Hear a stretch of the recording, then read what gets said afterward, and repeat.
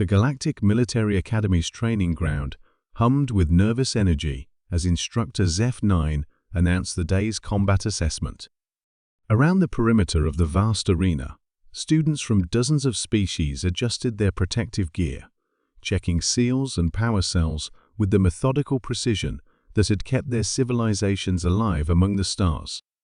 Crix, a Valonian with translucent blue skin and forearms, tightened the straps on his environmental suit, while stealing glances at the lone figure standing apart from the crowd.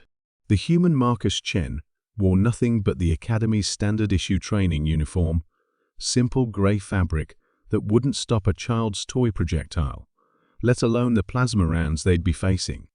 "Is he insane?" whispered Thilla, her crystalline Zerion vocal cords creating harmonics that betrayed her anxiety. "Where's his armor? His breathing apparatus? His radiation shielding?" The question rippled through the assembled students in a dozen languages and twice as many clicks, chirps, and electromagnetic pulses. They had all heard the stories about humans, the species from the legendary Deathworld, called Earth, but seeing one in person was different. Marcus looked so fragile.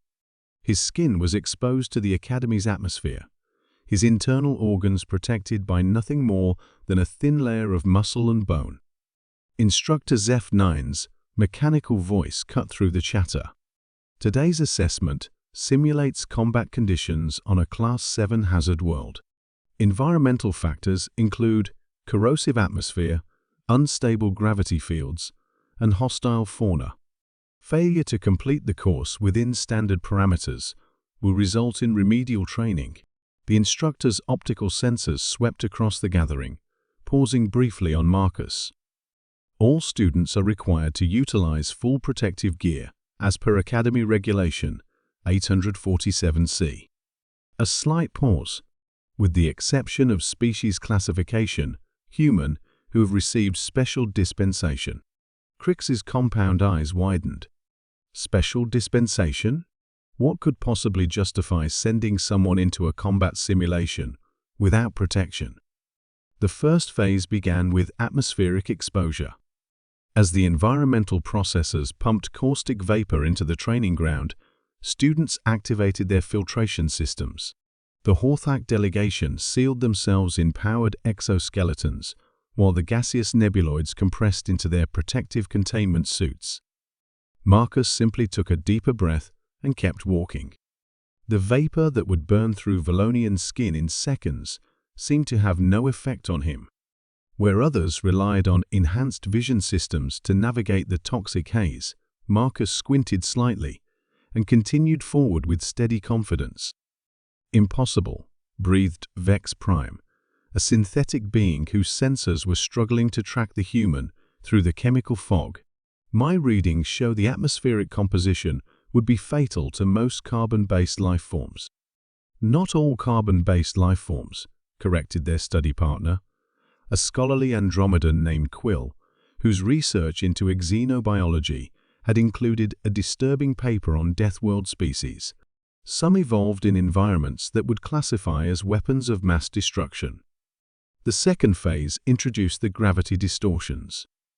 Invisible fields of crushing force swept across the arena, designed to test how well students could adapt their movements while encased in protective gear. Most participants struggled, their bulky armor making the shifting gravitational landscape even more treacherous. Marcus adjusted his stance and kept moving, his unencumbered body flowing with the gravitational changes like water following a riverbed. Where armored students stumbled and fell, weighed down by their protection, the human danced through the invisible maelstrom. Thilla's crystalline form chimed with distress as she watched through her suit's protective visor. How is he compensating for the gravity variance without stabilization equipment? "Maybe he doesn't need to compensate," suggested Crix, a note of awe creeping into his voice. "Maybe that's just normal for him." The final phase released the hostile fauna holographic predators based on creatures from the galaxy's most dangerous worlds. The simulated beasts had energy claws that could theoretically penetrate standard armor, mandating careful tactical movement and coordinated use of protective barriers. Most students formed defensive clusters, their armor's targeting systems painting threat vectors across their displays, while automated defense systems charged up. The Skarian team activated their personal force fields and began a methodical advance, sensors tracking every holographic predator in their vicinity. Marcus looked at the approaching pack of simulated Deathstalkers, cracked his knuckles, and charged. What followed defied every principle of civilized combat doctrine. The human moved like violence given form, his unprotected body weaving between energy claws with impossible precision. Where others relied on technology to track threats, Marcus seemed to sense them by instinct. Where armor provided protection, he relied on speed and an aggression that bordered on the primal. A simulated razor wing dove at him from above a creature whose real counterpart had wiped out entire colonies. Marcus caught it mid-flight with his bare hands, twisted, and sent it crashing into two of its packmates with enough force to trigger the hologram's destruction protocols. The arena fell silent, except for the sound of the humans breathing steady, controlled, and completely unassisted by mechanical systems. Instructor Zeph-9's mechanical voice finally broke the silence. Exercise complete.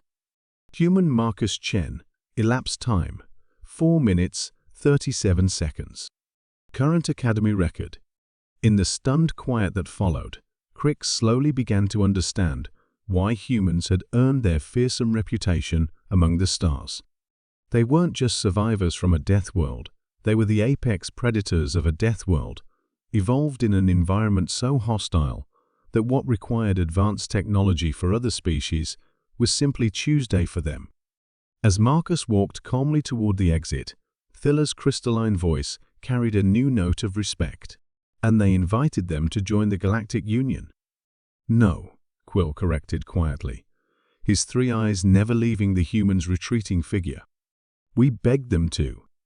The arena remained silent long after Marcus had left, each student contemplating the humbling realization that somewhere in the galaxy there existed beings so perfectly adapted to destruction that they made the universe's most advanced protective technology seem like children's toys. For the first time since arriving at the academy, they truly understood why the course was called survival training.